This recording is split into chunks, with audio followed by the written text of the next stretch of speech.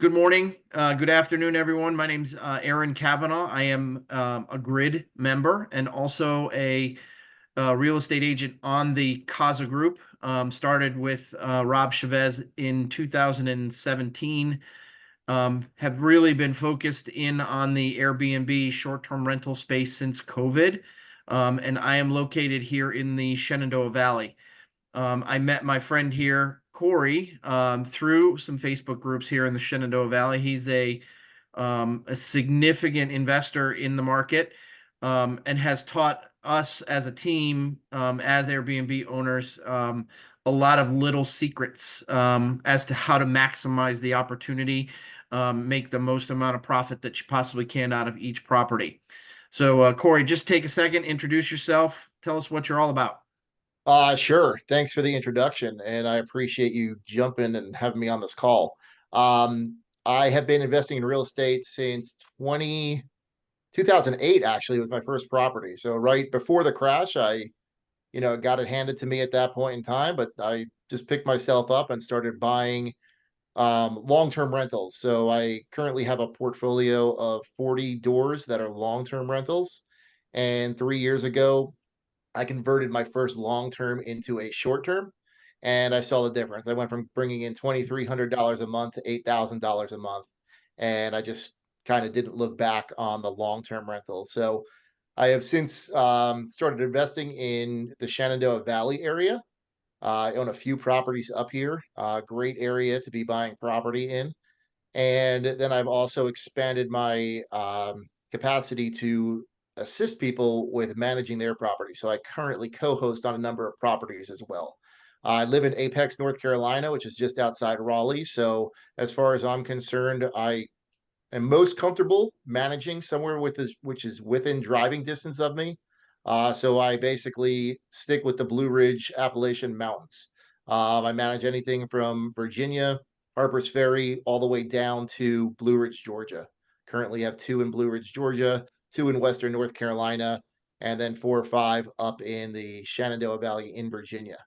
I also have my own that I arbitrage down in Apex, North Carolina, and just looking to expand from there. So happy to kind of go over some information with you. Sure. Aaron and I got connected with me helping. Actually, you helped me find some properties first, right? Yeah, so we connected on a Facebook group. I helped you buy a property in I think it was Shenandoah. I think it was back then. Rileyville, Um, right? yep, Rileyville. That's it. Sorry, Rileyville. And then now you have one in Shenandoah as well and one in Boise through our relationship. So, Corey, just the first quick question. So you obviously cover a lot of territory. What do you see? Why do you invest in this area? Tell me about what your vision is for Shenandoah, Blue Ridge, that type of stuff. What do you see there? Sure. So specifically to the Shenandoah Valley, and that encompasses Rockingham County, Shenandoah County, Page County, and Warren County specifically. I Okay. know there's other areas around it that work well, but the barrier to entry is much lower than what I found in Blue Ridge, Georgia, right? Or Western Sure. North Carolina, or even at the beaches, right? So the barrier to entry in this particular market is low and the returns are very high. Awesome. My rule of thumb is to find a property that's going to gross me 20% of my purchase price. And I haven't found any other area that does that like the Valley does. Got it. So let me just expand on that just a little bit. So you and I, when we first got started, this is something that I've taken to heart. So whenever I look at a property, and Corey can bring this up. So whenever I look at a property, let's just say the purchase price is 300,000. The goal is to make at minimum $60,000 a year. Okay. Correct. So if you're not in that particular boat right now, you need to be in this conversation, because that's what we do. Right. Now, the minimum that I would say, and it's truly dependent on your investment strategy, but the minimum would be if, the 1% rule, right? So for example, if you're buying that same $300,000 house and your minimum income is 3 grand, a 1% rule actually is a good investment, right? If you're doing a long-term hold. So just know that, the bottom would be that 1% threshold, that one, each month. And then the goal would be to make 20% on the actual purchase price annually or more. Make sense? Anybody have any questions about that? All right, Corey. So how do you or how do we get into finding properties just like that? What do you do first? Um, I'm most comfortable with the markets that I'm familiar with, right? So currently that's down in Blue Ridge, Georgia. It is in Western North Carolina, and then of course here in Shenandoah Valley. Okay. I use AirDNA. However, AirDNA over, I would even say the last 2 months, they've changed kind of how they do things. The averages and the average gross rental income for the annual amounts is not as high as it used to be. And I believe that's because they are taking into account rooms that are also available for rent on Airbnb. So it's bringing the average down, and therefore the numbers have become a little bit more unreliable. Um, but just pulling up the snapshot of the property on AirDNA is not enough. You got to dive deeper, and you have to get into a specific targeted area on AirDNA. So you're going to the Sure. market level and then filtering out the specific type of property that you're looking for, bedrooms and bathrooms. And then it's going, AirDNA will pull you up a list of properties that are fit that criteria. And it Yeah. will rank them how you want, right? You can rank them by how much revenue those properties that are currently fitting the same bedroom and bathroom count as yours are bringing in that market. And then you can take a look at those properties individually to see what type of amenities they have and see what you need to put into your property in order to bring it up to that level. Awesome. So before we even get to that point, you're looking at certain types of property. So you're looking at A-frames, you're looking at log cabins, you're looking for view or water or some kind of exterior that's going to really match the what's going on AirDNA and Airbnb right now. Is that correct? Um, I'll be honest with you. I'm not so concerned about the view or the type of property. I think that that is less important than how does your property photograph, right? Awesome. Okay. Uh, yeah, if you have a good property and it photographs nicely, you're going to make money, right? Okay. People, that's all that you have to sell your property when it's on a platform like Airbnb or VRBO is the pictures. So Right. I have found that properties, regardless of if I have a view or not, because I compete with properties that have a view, I also compete with properties that have river access. And I would say my properties do just as well, if not better in some cases, than the properties with a view. And a lot of that is because of the photography. And, one thing to keep in mind when you're doing the photography is you need somebody to do your photography. Yeah. Please don't go out and do your photography with your Android or your iPhone, no matter what version you have, because they're just not going to beat what you can get with a professional photographer. Right. I also look for a photographer who has a camera that is a 16 millimeter camera. You don't want the 18 or 20 millimeter. They don't capture enough of the room. So any photographer that I'm using, you can usually tell it in the photos if you're on their webpage, if they're giving you examples of what you're looking for. You can tell if they have an 18 or a 20 or a 16 millimeter camera. And you want the photographers who have a 16 millimeter camera. Got Those are it. where you're going to get the best pictures. And you also want a photographer who can do drone video, not necessarily the video, but you want to be able to do the photographs from the drone. So it's drone photos, 16 millimeter camera, and their ability to do twilight photos. And I'm not talking about twilight photos that are doctored and photoshopped. I'm talking about they're out at the property once the sun goes down in that 20-minute sweet spot where they can go ahead and take photos of the property at the twilight hour. Awesome. Awesome. Yeah. So just to reiterate, so property type, not so important to you, but photography is much, much more important. Yeah, I mean, the property type in the sense that I don't care where it's located. Obviously, a great view or riverfront or waterfront is better, but if the property has a good look to it, and there's something that catches your eye about that property, well, it's not just going to catch your eye, it's going to catch other people's eye if it's Right. photographed properly, right? Yeah. The one that we're sitting in now, right? I've already told you the reason that I bought this is because I know this property is going to photograph beautifully. This property does not have a view. This property is not waterfront, but I know for a fact I'm going to beat out the people who have a view and who are waterfront because of the way that this property looks. Yeah, I agree. And it is a gorgeous property, for sure. So that leads me into my second piece. So you're obviously using high level photography to draw in your clients. What type of amenities do you need in that house to keep them happy so that they're going to give you that high level review, that pay a little bit more per night to stay with you versus somebody else? What types of amenities are you adding to your properties? So that's a really good question. I guess the general answer is it depends. I think it depends on the area you're in. And even that I've most recently questioned myself, and I'll get into that in 1 second. But I have a property that's in more of a suburban area. There's nothing really draw people to the area. It's not a vacation destination. It's outside Raleigh, North Carolina. There's just events that go on there, people visiting family. So that type of property, I stay full there. And when I say full, it's 90% plus. Uh, I don't have a hot tub there, right? I don't think I need a hot tub there because that's not what the draw to that market is. I did, however, take my garage and I converted the garage into a makeshift game room where I put an air hockey table in, an arcade, and foosball. And again, you photograph that property the right way, and it's going to separate you from the competition that's out there. Got it. I probably about 4 months ago, 5 months ago, I picked up a client out in Western North Carolina, and she doesn't have a hot tub. And a hot tub in the mountains, in my opinion, is a must. However, with the proper pricing strategy, we've been able to keep her property full, even though she does not have a hot tub.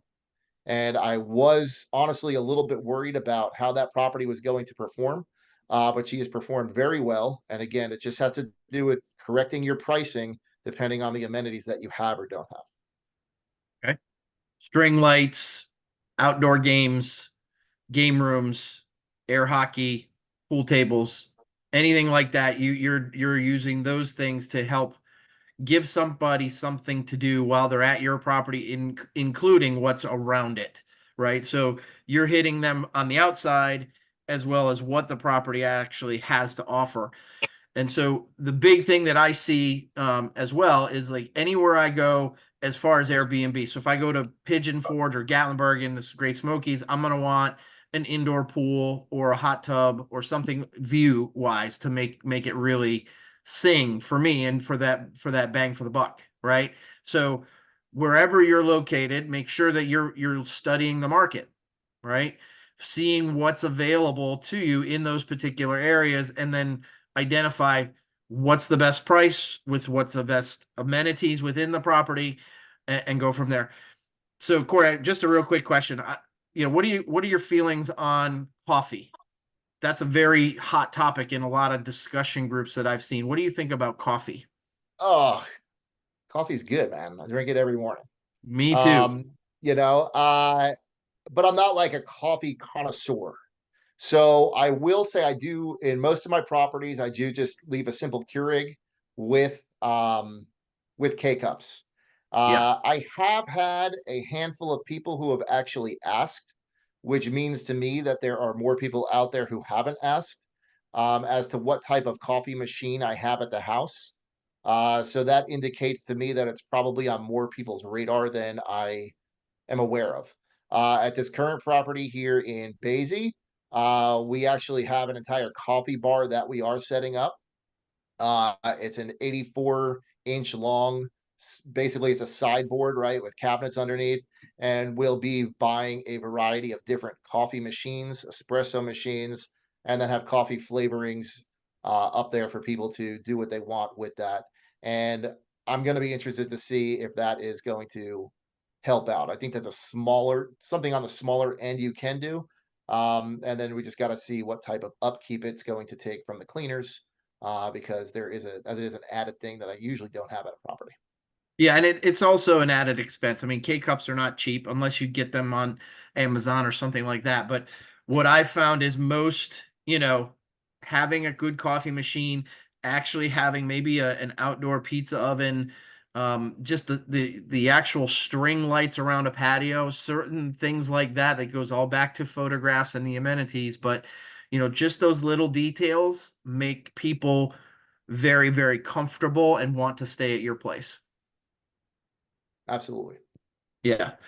All right. So I got a question here. So um, as far as an avatar, right? So do you target families? Do you target couples? How are, what are each area is different, obviously, but when you buy a property, you're targeting a certain avatar or type of person that's going to rent that more frequently. What do you think is the best at the moment? I honestly have not given that much thought. Okay. I do know that, obviously I'm in areas where there are families coming. Right. My general rule of thumb is a 3-bedroom property with 2 bathrooms, because Okay. that property is going to cater to 1, maybe 2 families. I do think that we're on the back end of I'll call it the COVID era, Right. where kids are back in school, people are back at work. I have at this point, and I never really got into it because I didn't want to deal with massive amounts of people, staying away from the 5-bedroom, 6-bedroom, 7-bedroom places. Uh, just my opinion. Logically thinking, I think that those properties take more coordination, more people involved in order to book them. And with people going back to the office and with kids going back to school, it just takes a lot more coordination in order to pull a vacation like that off. Yeah, So completely. I'm more comfortable with a 3-bedroom, maybe a 4-bedroom. There's a property that I do manage down in Blue Ridge, Georgia, which is actually done I don't want to say surprisingly well, but it's done really, really, really well, and it's called a couple's cabin. It's a 1-bedroom cabin. It is the bedroom has 1 king bed in it. It's got a hot tub out back, and this guy, I co-host this property. I did not design it, but people seem to love it. The owner put mirrors all over the bedroom, so that's on the walls, on the ceiling, anywhere you look, and I get a lot of comments and a lot of great reviews on that property, and people really seem to enjoy it. And that property stays full. I mean, that property is 90% plus full. And I do think that part of that is because it's a smaller property. And when you have 2 people trying to coordinate a trip, it's a lot easier than 2 or 3 families trying to coordinate a trip. Yeah, I agree. And this goes back to and I'll get to your question here in reference to the tools that we use. This goes back to, regional opportunities, right? So you're not flying into a destination like Kissimmee, Florida or Orlando where you can go and spend the week at Disney, right? That's a fly-in type of scenario. These are shorter stays, right? These are drive out from Washington, D.C. to the Shenandoah Valley. It takes an hour and a half to get there, spend the weekend, do your hikes, go, visit the river, do the things that are out there and then head back. So short weekend trips, that tends to believe or make me believe that, smaller properties, 2-bed, 1-bath, 3-bed, 2-bath, 4-bed, 3 baths, stuff like that is a little bit easier to rent than a major property like an 8-bedroom, log cabin that would be, in the Smoky Mountains where you're going to spend more time, right? So first and foremost, managing what it is that the customer, that's why I always go back to the avatar. What is it that who you're trying to attract? And then look at the amenities and then look at what can I get for this value. And that's how we make that money, kind of put it together. So we have a question here. So what tools do you recommend new aspiring hosts to use to analyze markets and buy the first one? I've mainly used my knowledge of the markets, and then, gut checked it off of AirDNA. Sure. I used to use AirDNA and then figured it out from there. But as Okay. I've proven out markets, I kind of proven out my little market down there in North Carolina, right? That's Apex, North Carolina. I've proven out the model in Western North Carolina. I've proven out the model down in Blue Ridge, Georgia. So it becomes easier to analyze the property after you have proven out the market and you know what property can bring in there. But Right. prior to that, it's an AirDNA search and then diving deep into AirDNA. If you do need help with that, I am more than happy, as Aaron can attest to help anybody look for a property on AirDNA and show you how to analyze it and go through the steps there. Yeah, and so just to kind of piggyback on what Corey's saying, I ask you that same question. So, what type of investment are you? I mean, there are people that want a place to go themselves. There are and have it rented part of the time, right? There are people that want it as a full investment and are going to rent it out for 100% of the time. And then there are people that are looking to manage it themselves and get what we call the cost segregation or the tax benefits out of it. So what type of investment are you looking for? Right? So for me, I love the Shenandoah Valley. I love the where you're targeting because I automatically think that if I have a great property, weekends are not going to be hard for me to book. And I can get to 50% occupancy very easily by just doing the bare minimum. Okay. So, Yes. for me, However, the weekend, the regional drive in, that's the targets. And then for me, the hard part is what Corey teaches is how to get those orphan nights filled, the little details in Monday through Thursday that need to be filled to make this opportunity or investment even better. Right. So, know what your target is, right? So if you are interested in families, great, then you need a property that's a little bit larger, right? 4 beds plus, you need more bathrooms, and you need a lot of outdoor amenities, right? So being in areas like Massanutten or Boise that are ski resorts that are 12-month investments, there's no downtime because of what's going on around it. There should be a larger property, right? Now, the smaller ones, I like the smaller ones, although the income is limited, the profitability goes up, right? So you have less square footage, less expense to deal with, and then your nightly rate is limited. But if you can fill in those orphan nights, now you're starting to make some serious cash, right? Um, yeah. So to so piggyback off that, right? I mean, yep, the idea for me, at least, like to getting into Airbnb was not to just book my places on the weekend, right? My sure, whole idea of this was to make money. Okay. I want properties that cash flow heavily. And when I say heavily, I used to do long-term rentals. So, if I was making 100 to 500 bucks a month long term, like I was like, great. With the Airbnbs, like I'm looking to cash flow a minimum of $1,500 a month, right? But right, most of my properties are cash flowing 2,000, 2,500, $3,000 per month. That's after expenses. That's after the mortgage is paid. That goes in my pocket, and that's what I'm making. yeah, And the only way to do that, right, is to include what Aaron said, right, about getting the people up there on the weekends, but also getting them to stay during the week. Aaron, you and I have a common friend, right? TJ. yep, Uh, I'm sure he'll be okay if I use him as an example and tell him a story, right? please So do, yeah, Aaron had sold TJ a property in probably February, March of 2023. And yep, I think TJ called Aaron probably 6 months after he was running the property and said, "Man, I this isn't working. Right? This is a property in Front Royal, Virginia. It's 3 bedrooms, 2 bathrooms, 3 bedrooms, 3 bathrooms. yeah, Nice looking property." And he said, he said this isn't working. They were barely covering their mortgage. They were getting bookings here and there, and they just weren't footing the bill. So the beginning of 2024, I called Aaron and I said, "Hey, one of my goals for 2024 is to get involved in creative deals. Do you know anybody who's in a distressed situation that wants to get out that would be interested in doing some sort of sub two or creative financing?" He said, "I have a guy actually," which I wasn't expecting him to say because usually it takes a lot of phone calls to get somebody who has one of those people. Um, but he said, "I have a guy who I sold a property to last year, and the property is not working for him." And I said, great, can we jump on a call? So I got on a call with him and we started talking. And I asked him what his motivation for selling the property was. And he said, I'm just not making money on it. And I asked him straight up, I said, if you could make money on this property, would you be selling it right now? And he said, no. He's like, I would hold on to it. I said, well, I'd be happy to manage this property for you and I will run it for you. I'm going to take 20% of your gross revenue after your cleaning fees.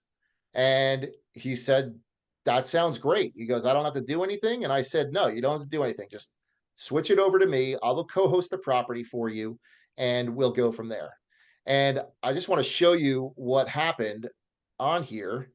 If I can real quick, let me know if you can see my screen. Yep. Okay. So this is in all Airbnb only lets me really go back to August of 2023. It can only let you go back a year, but this is his bookings for August of 2023, right? Aaron, there's not surprising why he called you and wanted to get out of this. Okay. Right. Don't pay attention to the dollar amounts because the dollar amounts, they're going to change a little bit here because when you co-host, it shows you a different dollar amount. But this was his property in August of 2023. This was September of 2023. This is October, which is the high season up here. Then you've got High season November because of the leaf change because colors of the leaf and, you know. changing. Yep. Yep. December, he's got one booking. And so we started talking, and you can see on here also like the 26, 27, 28, 29, 30. None of these dates have a little circle in the upper right-hand side, which I'll talk about in a second, but that basically means the property is not booked on another platform. It's just open. And I took over this property in the middle of February, and we changed his pricing strategy. And once we did, his property started filling up and he was expecting to just break even on this property. But what wound up happening is he was making so much money on this property that even after paying me the 20% to co-host the property, he wound up making $1,500 to $2,000 a month on this property. So you go into April, you go into May. Again, all these dots here on the, I'm sorry, it's the top left, right? Those are VRBO bookings. So his property went from going to about 25% full to 90% plus full. That's what all those dots are. So this month, so June is full, right? Here's July. Again, you can see all the VRBO bookings on here. And this is August. So August of last year, he had the one booking, right? And this year he's practically full. And then this just continues on, right? Into September and then until October, he's got bookings already. Yeah. So just a quick analysis. Corey, just tell me, he was averaging what, $4,000 a month before you? I think he was less than that. I think he was just barely able to make the mortgage, right? I think it was Yep. 2,500 to 3,000 a month on the property. And what's his average income or revenue stream right now? He's averaging about 8,500 a month on that property. That's amazing. That's Gross. amazing. So we go similar frame. We have a question out here. So we just put our first STR on the market, 10 beds, 10 baths on the beach. What 3 steps would you take to increase occupancy quickly? Sure. So the first thing that needs to be done, I'm assuming, I hope, this can either be my first point or not. You have professional pictures taken. You can let me know if you do, Dan. The second thing I would do is I hope you're hooked up to dynamic pricing, right? You should have price labs. And then the third thing you should be doing is making sure that you have the proper amenities in place to attract those folks. Property at the beach, in my opinion, needs a pool. If you don't have one, you can still work around that. But then secondarily, it would need a really cool game room area that would allow people to come in and, if it's raining out or they can't go anywhere, they have options at the house that they can utilize. And if you have a really cool game room, we have all those things. Not happy with the photos.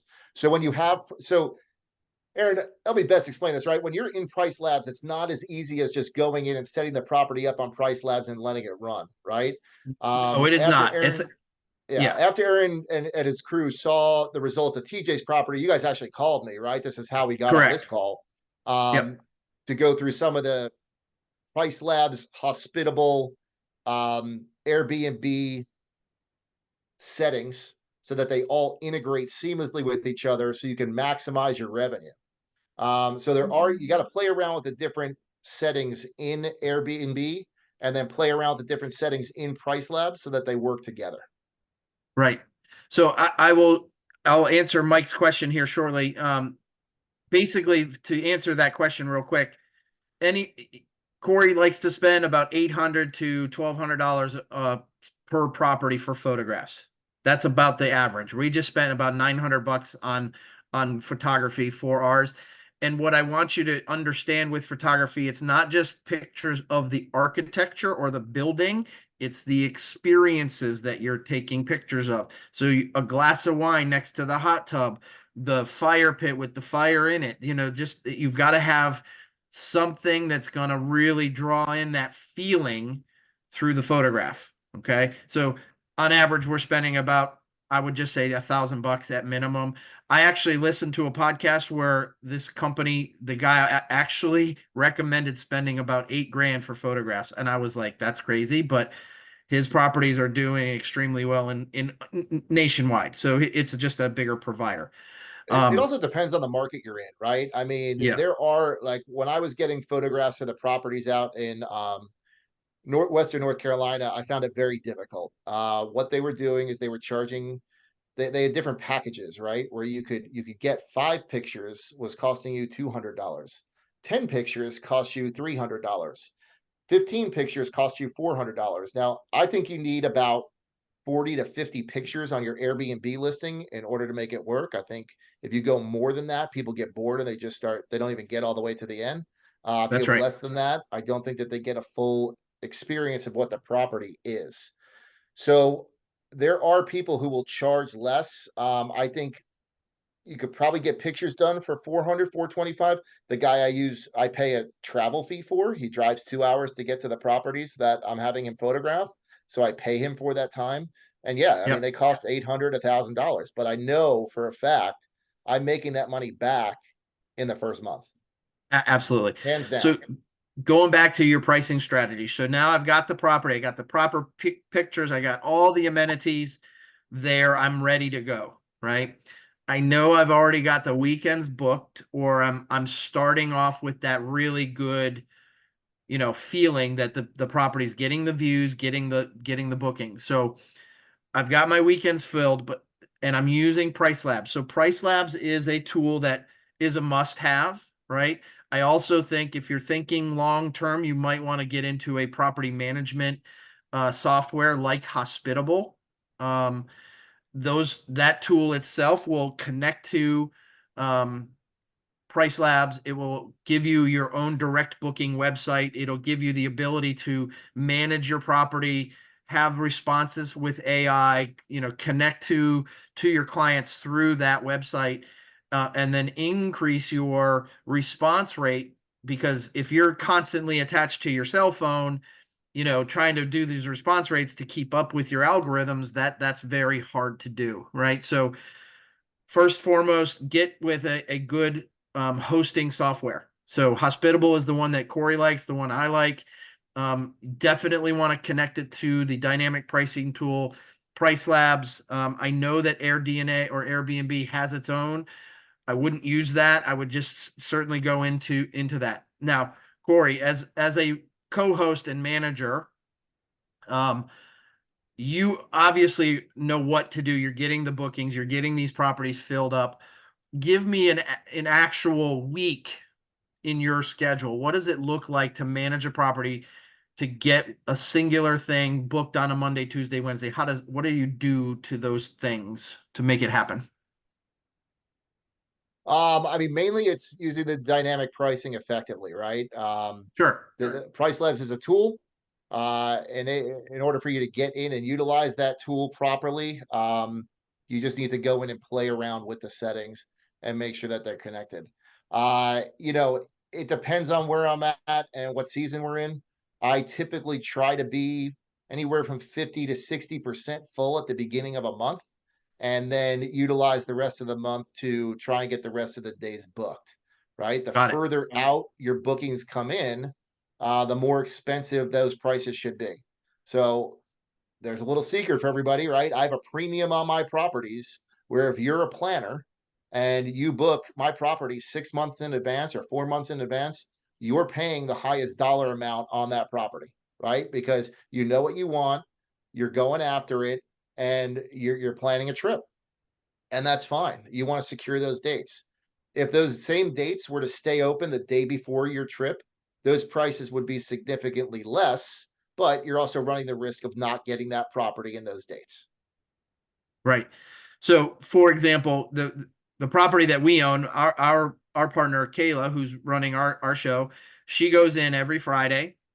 If there, so we look at stuff on a weekly basis, basically, and say, okay, we've got the weekend full, we have Monday full, but we don't have Tuesday, Wednesday, or Thursday. And so then she adjusts our numbers within the system to offer a discount to fill in those, those nights.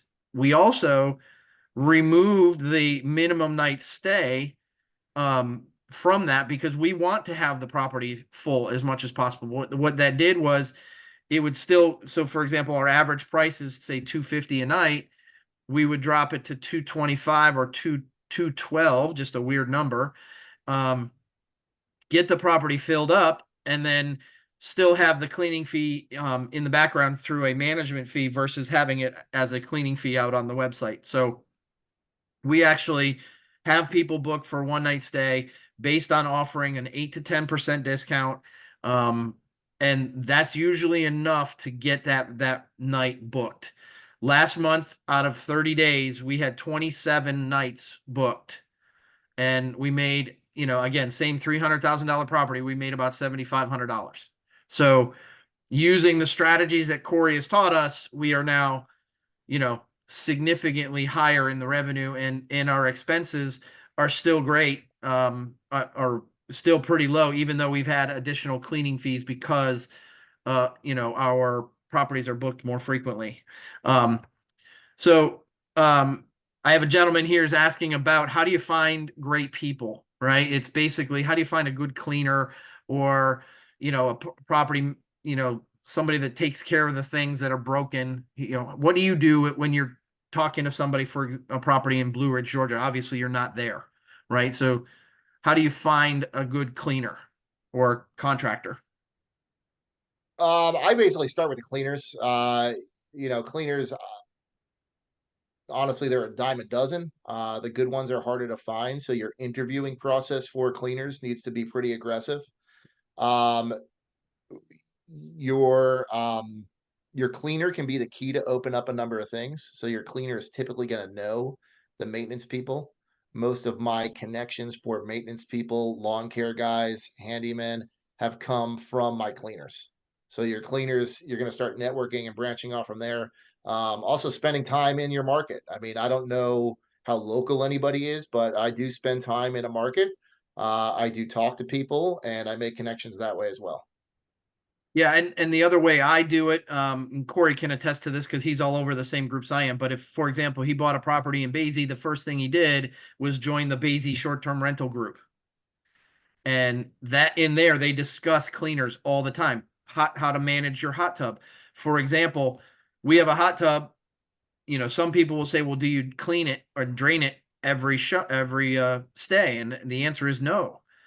We are on a well, so it takes our well dry every time we flip that thing. So we do it on a quarterly basis. Our cleaner actually used to manage a pool company, so knows how to do it very specifically. So cleans the filters, checks the pH, adds the chemicals, does all the things as part of her thing. And we actually pay her an hourly rate. And for Front Royal, Virginia to get paid $40 to $50 an hour is pretty significant for that job, right?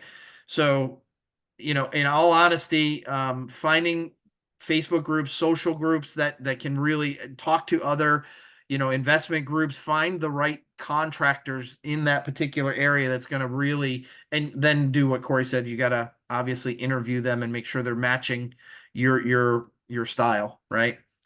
We have a question here from Dan. What about, like property management companies like Evolve or something like that?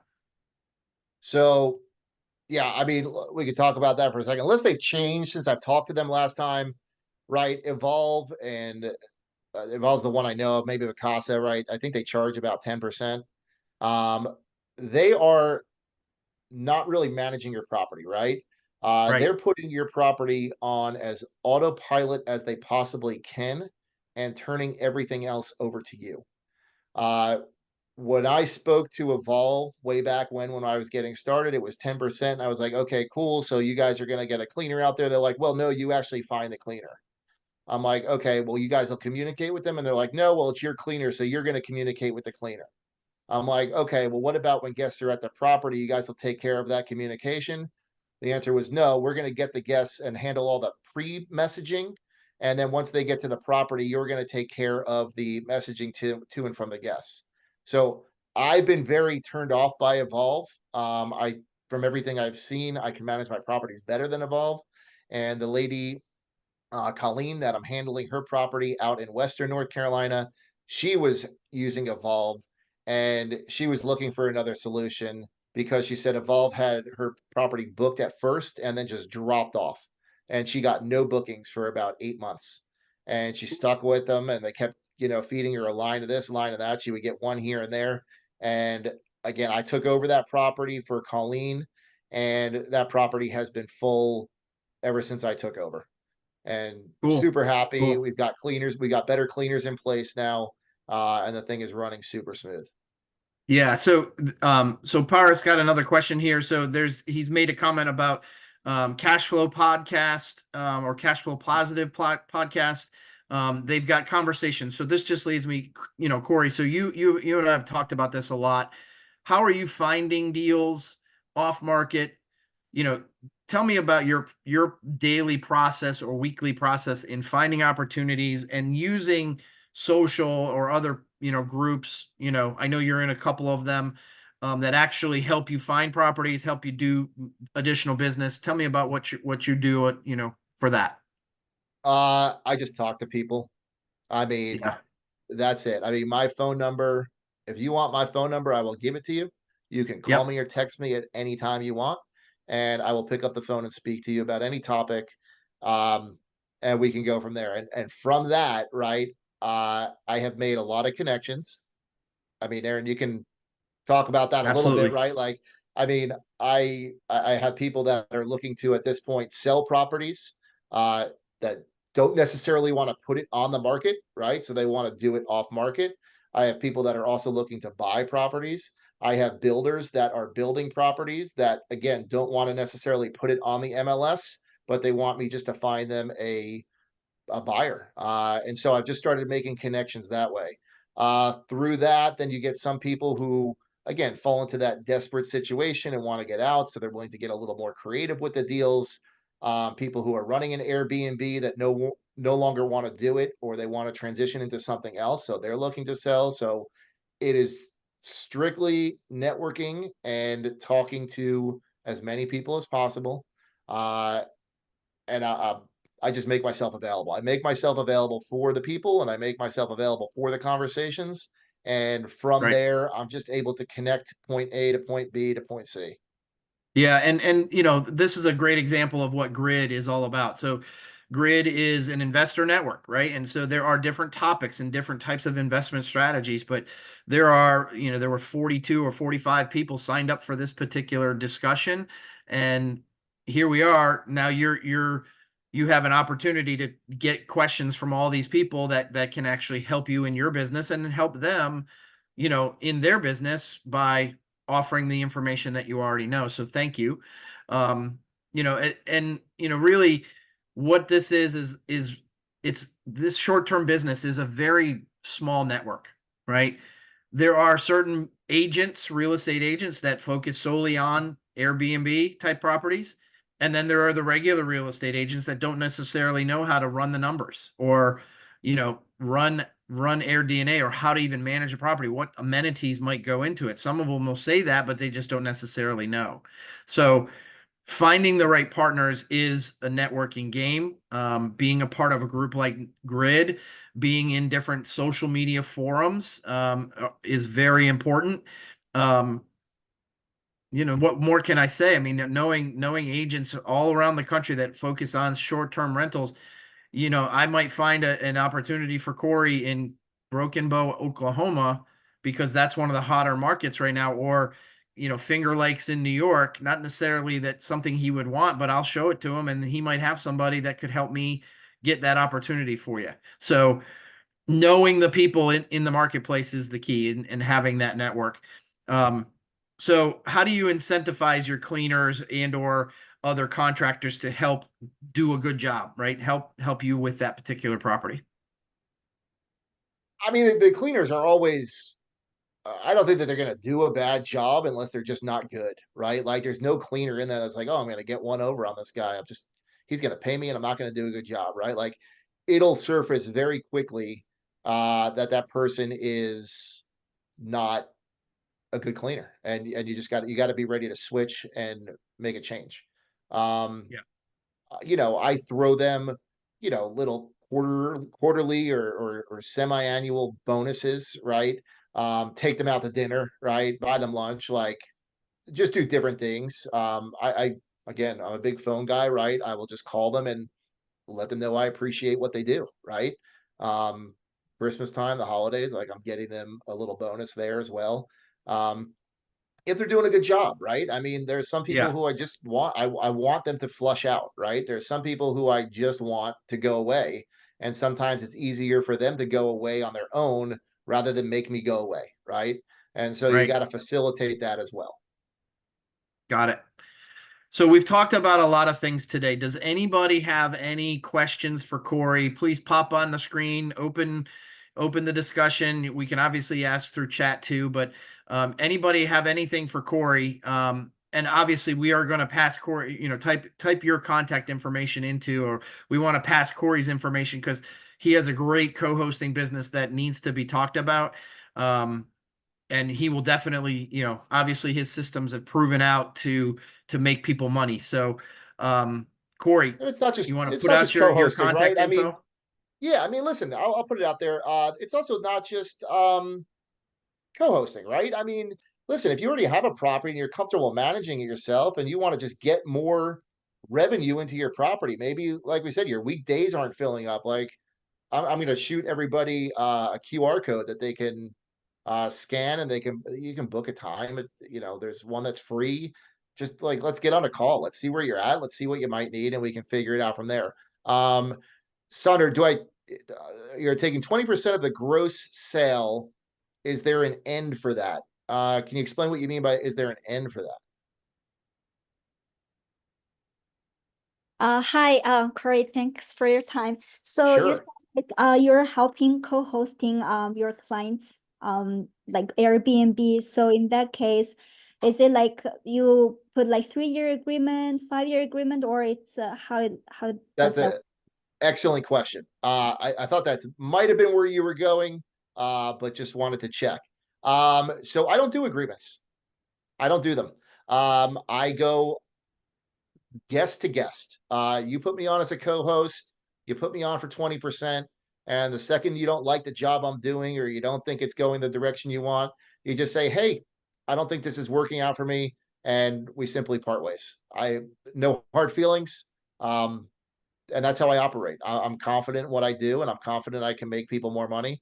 And like I said, if it's just not something that you're interested in at any point, or you think you could do it, you've learned enough, and you think you could do it, perfect. Like, you could take the reins and go with it.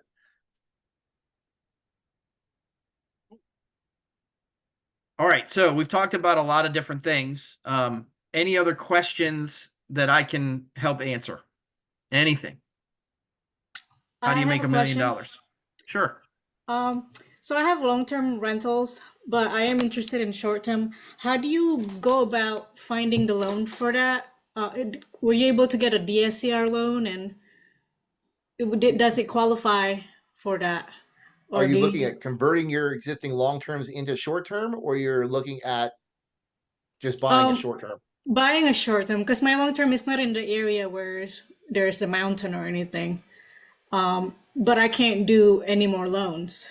Okay. So Um, let me go two parts to that. Number one, uh, as I stated, like, I don't think that it's necessarily that you need to be in the mountains or anything, right? The Mm. properties, there's surprising areas where your properties will work and they will cash flow. So we can certainly take a look at that to see where they are. We can do a little analysis. To answer the second part of your question, at this point in my career, right, I'm using DSCR loans. I have a great Okay. guy down in Texas. It's no doc loans. You come up with the down payment and they look for a 1-to-1 ratio on the property gross revenue versus what the mortgage is going to be. And there you go. Okay. That's good. Thank you. Yeah, so Sure. we have several, so there's several ways to go about it to answer your question in a little bit more detail. From the real estate perspective, my mind goes here. So there's a couple ways to do it. You can buy a property with a hard money loan, right? Mhm. You can do that. They're usually short term. You would get it and then refinance that property into a DSCR once you have your proven numbers, right? Mm. What's proven? Usually a year. So a hard money loan might be something that you would use to fix up that house, right? It might be in distress and need a little renovation.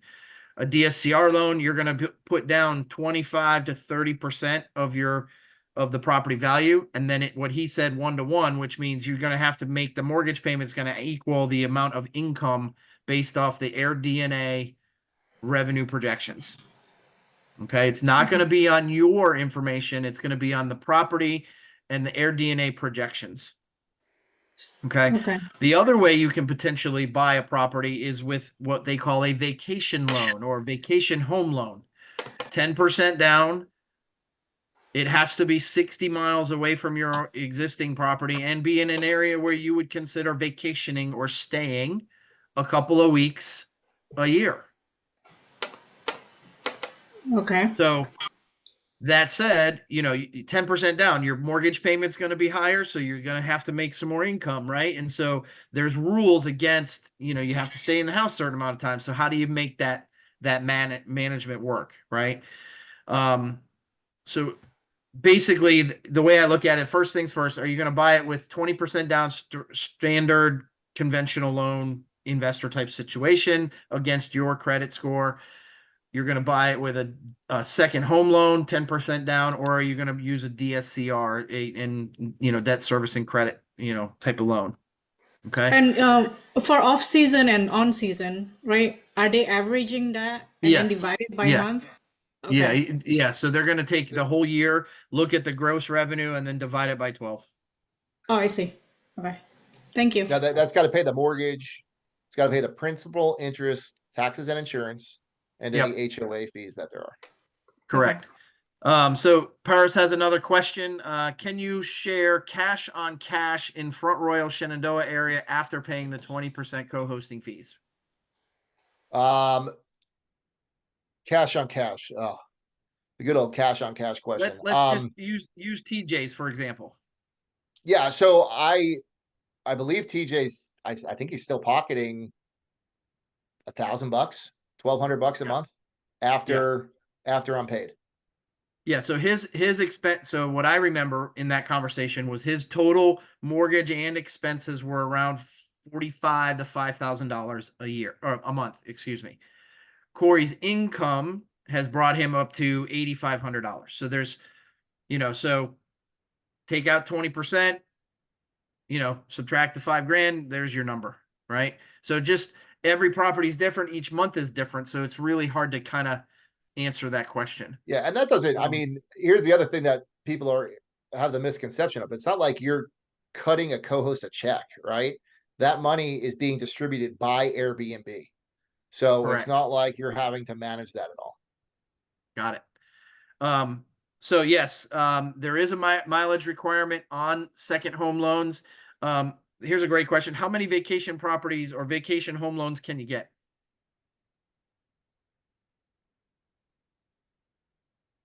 And who are the lenders?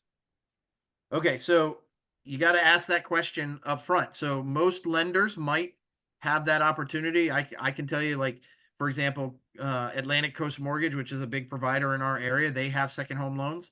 I have a lender that will do it. Corey has a lender that will do it. So it's just a matter of finding the right lender Yeah. partner and just I mean, asking the question, what types of loans do you allow? And yeah, some vacation will loans are say, typically conventional loans, right? And yeah, most banks will allow up to 10 conventional loans. Um, when you get to that many, honestly, I think it just becomes easier to go with a DSCR loan because those banks that want the conventional, they're going to look for every document. And then every 2 weeks that the loan is dragging on, they want new documentation for all the properties you're holding. I just yeah. got to And the point where it was like, I will pay a little bit more on an interest rate because pulling all that paperwork that often to do a conventional loan was just driving me crazy. yeah. And And the so numbers still we're work, running right? You close can on still time cash here. flow. We want to respect everyone's time, but there's one more question that Ria has. What are your, or what is your opinion on rental arbitrage? It's tough. It can be done, but it's tough. The one I have in Apex, North Carolina works very well. It's a fairly, I want to call it a unique-ish situation in terms of how I got the property. But I think you're going to be, if you have the time to make a lot of phone calls, to find these people and to run the numbers and make sure they work, go for it. But I think the return on your time to find those deals is difficult.